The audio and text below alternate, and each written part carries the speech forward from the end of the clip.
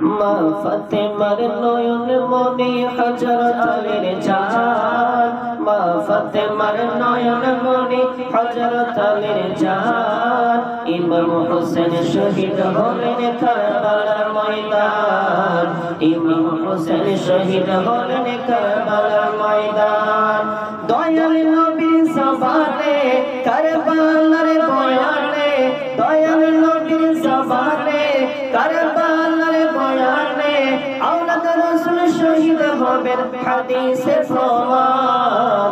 ইমাম হোসেন শহীদ হলেন কারবালার ময়দান, ইমাম হোসেন শহীদ হলেন কারবালার ময়দান। ফাতেমার নয়নে মনি হযরত আলীর জান, মা ফাতেমার নয়নে মনি হযরত আলীর জান। ইমাম হোসেন শহীদ হলেন কারবালার ময়দান, ইমাম হোসেন শহীদ হলেন কারবালার